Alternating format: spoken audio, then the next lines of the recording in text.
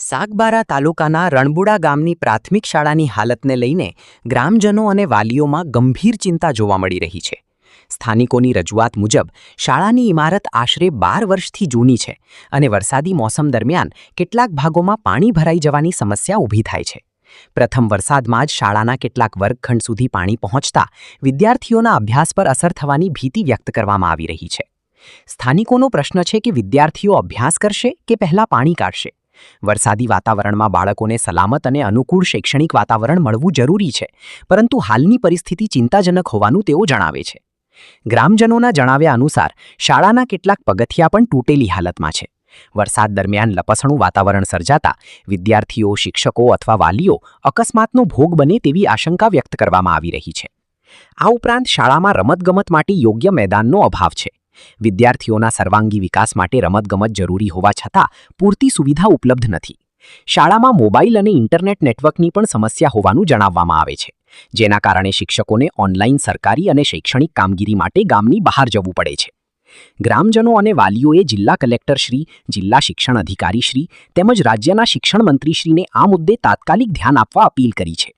તેમની માંગ છે કે શાળાની હાલતનો સ્થળ પર સર્વે કરવામાં આવે અને જરૂરી મરામત અથવા નવી, સુરક્ષિત અને આધુનિક શાળાના નિર્માણ માટે વહેલી તકે કાર્યવાહી કરવામાં આવે. શિક્ષણ માત્ર પુસ્તક સુધી સીમિત નથી. સુરક્ષિત શાળા, સ્વચ્છ વાતાવરણ અને પૂરતી સુવિધાઓ પણ દરેક બાળકનો અધિકાર છે. રણબુડા ગામના વિદ્યાર્થીઓને પણ આ અધિકાર સમયસર મળે તેવી ગામ લોકોની અપેક્ષા છે. Asha news Gujarati report Nainesh Tadvi, Naswadi. Okay મિત્ર, હું છું હરેશ વસાવા.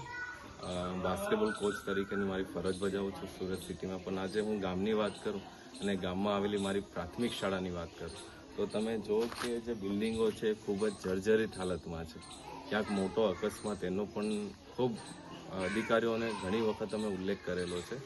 પણ આજે તમે જો કે આજે વરસાદની શરૂઆતના સમયમાં ક્યાંક બિલ્ડિંગોમાં પાણી ભરાઈ જાય છે, તો વિદ્યાર્થીઓ ભણશે કે પછી આ પાણીના ઉકેલમાં પડ્યા રહેશે? વિચારો તમે. શિક્ષકો અવનવાર વખતે આવી દરેક સમસ્યાનો એમને આવી વસ્તુઓમાં ઉલઝનોમાં હોય છે. તમે જો કે પાણી ભરાઈ જાય છે એટલે આ તો ખૂબ ના જેવી બાબત છે કે આપણે આ છોકરાઓ જ્યાં અભ્યાસ કરે છે, આજે ગામની અભ્યાસની વાત કરીએ તો છોકરા એવી ઘણી બધી પરીક્ષાઓ પાસ કરીને બીજે અભ્યાસમાં જતા હોય છે.